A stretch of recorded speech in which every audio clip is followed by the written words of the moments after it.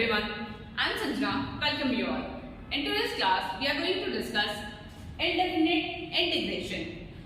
This is the part of calculus. Calculus को broadly two parts में divide होता है, differential calculus and integral calculus. Differential calculus में आपने क्या देखा? Function, limits, continuity, differentiability, differentiation, application of derivative. इसमें आपने देखा tangent, toggle, monotonicity, etc. अब आप देखने वाले हो integral calculus. Integral calculus consist of these four parts: indefinite integration, definite integration, area under the curve and differential equation. ये चारों अपने आप में एक चैप्टर है, ठीक है. And today we are going to discuss indefinite integration, ठीक है. इंडेफिनिट इंटीग्रेशन क्या होता है? उसके पहले आप ये देखोगे कि इंटीग्रेशन क्या होता है. First we need to know यहां पर क्या है इंटीग्रेशन. इंटीग्रेशन क्या होता है? Integration is nothing just a reverse process of differentiation. हमने डिफरेंशिएशन में जो किया उसका जस्ट हम इंटीग्रेशन करने वाले हैं. सिमिलरली जैसे प्लस का रिवर्स होता है minus something, it is that much easy, ठीक है. तो अगर हमने डिफरेंशिएशन अच्छे से कर लिया तो हमारा इंटीग्रेशन बहुत इजी आने वाला है. We can write it is reverse process of differentiation. Okay. ठीक है. अब इंटीग्रेशन आपके पास बेसिकली टू टाइप्स के होंगे. Integration will be of two types. First indefinite integration. First क्या हो जाएगा? Indefinite integration. And second is definite integration. अब डेफिनिट इंटीग्रेशन क्या है, इंडेफिनिट इंटीग्रेशन क्या है? इंडेफिनिट इंटीग्रेशन को बेसिकली सिंपल लैंग्वेज में बोलो, it is the reverse process of differentiation, ठीक है. देन डेफिनिट इंटीग्रेशन क्या है? Definite integration is like continuous summation of integration, ठीक है. इंडेफिनिट इंटीग्रेशन और डेफिनिट इंटीग्रेशन दोनों आपके लिए बहुत इजी जाने वाला है. एंड टुडे हम इंडेफिनिट इंटीग्रेशन अच्छे से करने वाले हैं, ठीक है. पहले will write the definition.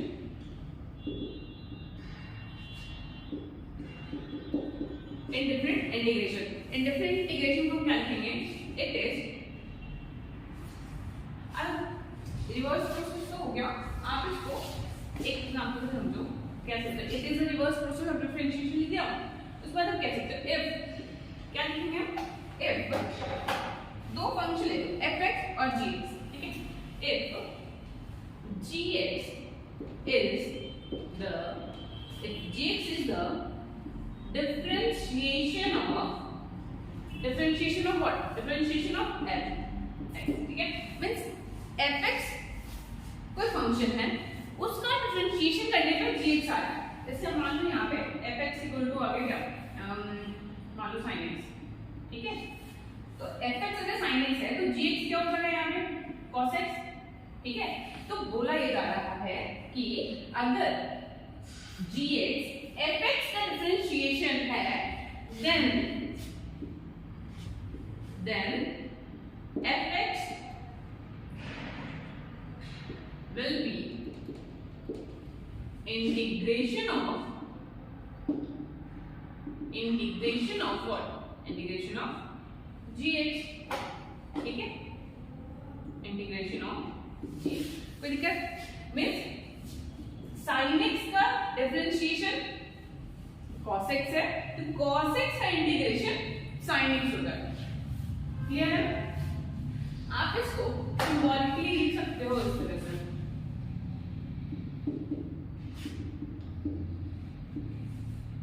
Integration of gx dx equal to fx plus c. अब ये प्लस c क्यों आया उसको देखने से पहले हम पहले इसके देखना आते कि जैसे आपने नए टर्म्स देखा, ये नया कुछ शेप दिख रहा है, नया सिंबल दिख रहा है, इन सबके बारे में डिटेल में जानेंगे. ये जो आपके पास है इस टाइप का जो आपके पास ये डिजाइन है, this is called symbol of integration. This is symbol of integration. This gx is what? This gx is integral. अगर आपको याद आ रहा होगा तो बहुत बचपन में कुछ ऐसा किया था. आपने बोला था ये डिविडेंड है, ये डिविजन है, ये कोशेंट है, यहाँ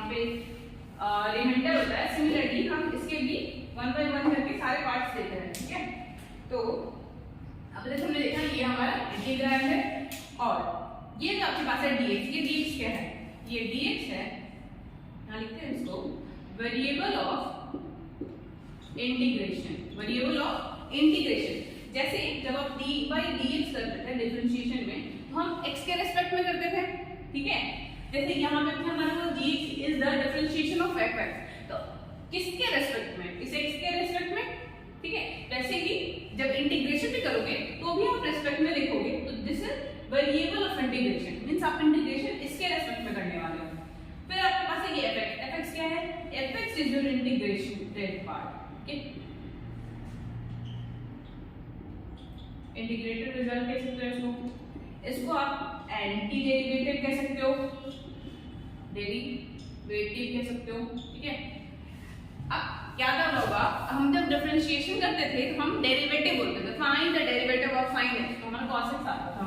वैसे यहाँ पे एंटी डेरिवेटिव है, हमने स्टार्टिंग में क्या लिखा है कि it is a reverse process, तो हम एंटी डेरिवेटिव नाम से ही पता चल रहा है। इसके अलावा एक और वर्ड होता है, एक और वर्ड क्या होता है, हम इसको क्या बोलते हैं, इसको हम प्रिमिटिव बोलते हैं, क्या बोलते हैं, प्रिमिटिव। आपके पास ये भी क्वेश्चन हो सकता है कि find the primitive of cos x, तो आपको जानना है cos x का बस इंटीग्रेशन निकालना होगा, ठीक है। तो इस तरह से इसके नाम हो गए। अब ये c क्या है, c आपके पास लास्ट में हो जाता है कांस्टेंट, ठीक है। अब कांस्टेंट क्या आता है इस पे बात करते हैं, ठीक है।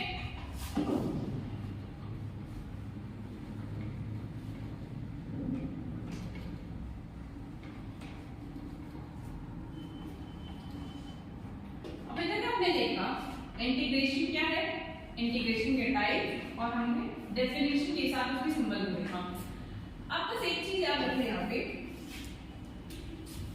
हमने क्या बोला, it is a reverse process. Reverse process कहने का मतलब क्या है, अगर हम एक टर्म ले रहे हैं x², एक हमारे पास fx हो गया, एक फंक्शन हो गया जिसका टर्म है x², अगर इसका डिफरेंशिएशन निकालो, मान लो इसको हमने लिखा y = x², तो जब आप इसका डिफरेंशिएशन कर रहे हो, या फिर चलो fx से कहना, तो जब आप f' निकालोगे तो दिस विल बी 2x, कोई दिक्कत नहीं है, ठीक है। तो आप यहां से क्या बोल सकते हो कि integration of 2x with respect to dx, x क्या होगा x², ठीक है, यहां पे कोई दिक्कत नहीं है।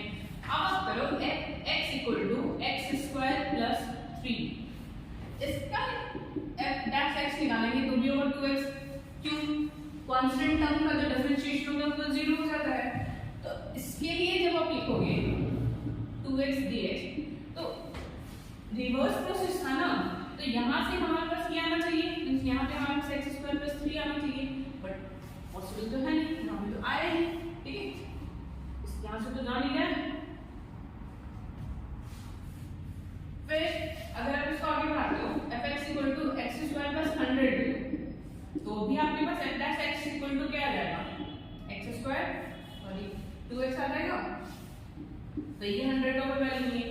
तो क्योंकि जब आप इंटीग्रेशन करते हो तो रिवर्स प्रोसेस के तौर पे हमारे जो कांस्टेंट वाले टर्म्स होते हैं वो तो 0 हो जाता है, तो डिफरेंट टर्म की इंटीग्रेशन करते टाइम हम एक कांस्टेंट साथ में लेके चलते होते हैं कि it can have some value, ठीक है। और आपके पास समटाइम ऐसा है कांस्टेंट निकालने के लिए भी क्वेश्चन आ सकता है, जैसे आपके पास क्वेश्चन आ सकता है फाइंड प्रिमिटिव ऑफ, ये क्वेश्चन रहता है find primitive of 2x such that g0 = 0, ठीक है। तो जब आप प्रिमिटिव ऑफ 2x निकालोगे, प्रिमिटिव ऑफ 2x मींस क्या है, इसका इंटीग्रेशन करने वाले हो, ठीक है। इसको सॉल्यूशन पार्ट में हम देखेंगे, इसका इंटीग्रेशन 2x dx करोगे। आप dx क्यों लिख रहे हो, क्योंकि x तो ऑफ कोर्स x के रिस्पेक्ट में करोगे, and it will be x², ठीक है। इसके फॉर्मूला हम देखेंगे अभी, 2x² होगा। आपके पास क्या दिया हुआ है, g0,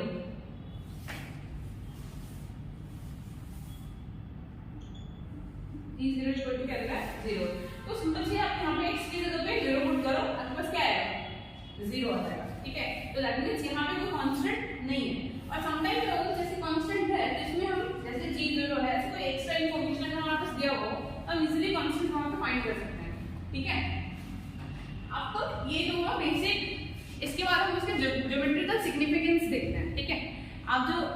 इंटीग्रेशन पढ़ रहे हो, बेसिकली ये है क्या, इसका ज्योमेट्रिकल सिग्निफिकेंस क्या है। अगर हम ज्योमेट्री के टर्म में बात करें तो हम इसको क्या बोल सकते हैं और इसके एप्लीकेशंस कैसे होंगे। तो इसके एक बेटर डेफिनेशन के लिए, एक बेटर एक्सप्लेनेशन के लिए हम इसका ज्योमेट्रिकल सिग्निफिकेंस देखते हैं।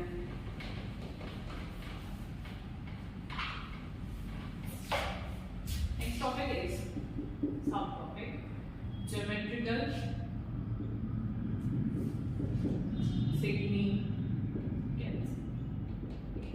ज्योमेट्रिकल सिग्निफिकेंस देख रहे हो आप इसका इंटीग्रेशन का। चलो हम एक टर्म लेते हैं 2x dx। 2x dx का डिफरेंशिएशन कर रहे हो तो आपके पास आ रहा है x² + c। ठीक है, क्या है, आप इसको लेट कर लो y, हमने लेट कर लिया कि ये y है। ठीक है, क्या आप इस पर्टिकुलर के लिए ग्राफ ड्रॉ कर सकते हो। देखो अगर हम लिखें y = x² + 1, कांस्टेंट की जगह पे कोई भी कांस्टेंट डाल सकते हैं हम।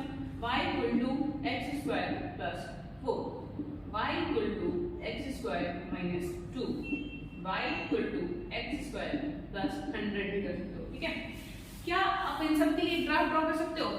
आपको पता है कि ये x² क्या है, एक पावर 2 है आपके पास, क्वाड्रेटिक इक्वेशन के फॉर्म में है। तो अगर आप इसको ग्राफ प्लॉट करोगे कुछ ऐसा, 1 2 3 4 -1 -2 -3 -4, ऊपर भी 1 2 3 4 -1 -2 -3। जब x² + 1 के लिए ग्राफ बनाओगे तो क्या कुछ ऐसा जाएगा। सिमिलरली जब आप x² + 2 के लिए अगर बनाते हो तो क्या कुछ ऐसा जाएगा, नीचे जाएगा और फिर आपके पास कुछ ग्राफ ऐसा होगा। कुछ ऐसा करना है। ठीक है, ये हमारे पास क्या होगा, इस पर्टिकुलर लाइन का ग्राफ। इससे हम क्या डिड्यूस करना चाहते हैं, क्या रिजल्ट आ सकता है। तो अगर आप देखो, हम ये 0 है आपके पास, ये 1 है, बीच में कोई पॉइंट लेते हैं, मान लो 0.5 लिया, इसके पैरेलल एक लाइन थी, y के पैरेलल एक लाइन ड्रॉ करो। ठीक है, जैसे मान लो x = 0.5 के लिए हम लाइन ड्रॉ करते हैं, तो ऐसे ही कुछ होगा। अगर आप ध्यान दो, इन सब पे अगर हम टैंजेंट ड्रॉ करें, ये अगर ये लाइन है, इस जो ग्राफ है हमारे लाइन से, इनको कहीं तो कट करेगा। ये जो बाइसेक्टर पॉइंट है, जहाँ पे ये इंटरसेक्टिंग पॉइंट हो रहे हैं, इन सारे से इंटरसेक्टिंग पॉइंट पर अगर हम कोई टैंजेंट ड्रॉ करना चाहें तो क्या कुछ ऐसा होगा। अगर हमने यहाँ पे भी किया एक लाइन में x² के लिए करोगे तो ये भी आएगा, तो हमारे पास ये भी आएगा। क्या आप देख सकते हो कि जितने भी ब्लू लाइन है ये पैरेलल है एक दूसरे के, जितने भी ब्लू लाइन है, जितने भी टैंजेंट थे वो ब्लू लाइन है। ठीक है, तो आप यहाँ से क्या डिड्यूस कर रहे हो, एक रिजल्ट कुछ क्या पता चल सकता है यहाँ से। तो आप क्या बोलोगे, इंटीग्रेशन। आफ्टर इंटीग्रेशन अगर हम कर्व ड्रॉ कर रहे हैं तो क्या होगा, अगर किसी x के सेम वैल्यू के लिए अगर हम टैंजेंट ड्रॉ कर रहे हैं, दैट विल बी पैरेलल, कह सकते हो। ठीक है, आप इसमें फाइनली क्या रिजल्ट लिख सकते हो। ठीक है, आप कह सकते हो integral of a function f(x) represents, इसको लिखते हैं यहाँ पे,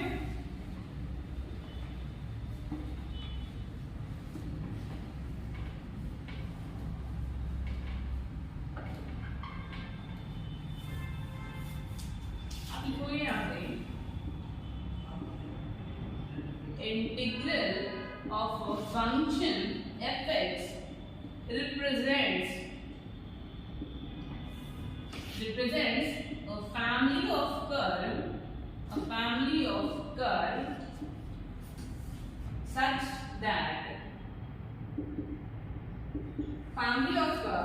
that tangent drawn on same value of x coordinate। क्या बोला हमने, इंटीग्रल ऑफ फंक्शन, हमारे पास फंक्शन था 2x, इसके लिए जो हमारा इंटीग्रल हुआ ये हो गया इंटीग्रेशन।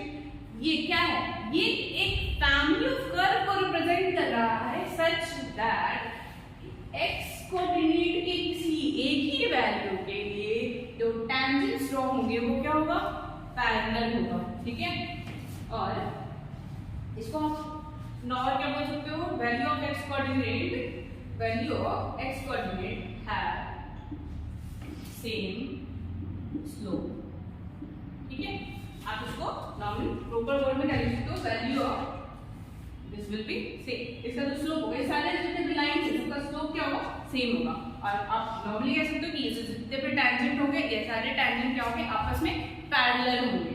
क्लियर है, ठीक है। तो हमने क्या देखा, इंडेफिनिट इंटीग्रेशन का डेफिनेशन देखा, हमने इंटीग्रेशन के शेप जो सिंबल है, फिर इसमें जितने भी पार्ट्स यूज हो रहे हैं सारे पार्ट्स के हमने नाम देखे और बेसिकली उसका ज्योमेट्रिकल सिग्निफिकेंस देखा।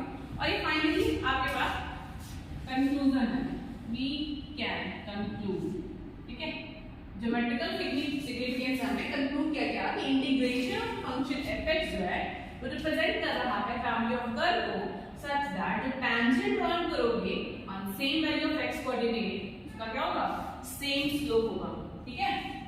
यहाँ जो बेसिक इंट्रोडक्शन किया हुआ, बाकी आप इंटीग्रेशन के जितने भी क्वेश्चन बनाओगे उसके लिए हमें कुछ फॉर्मूलाज आपको पता है, calculus is all about concept and formula.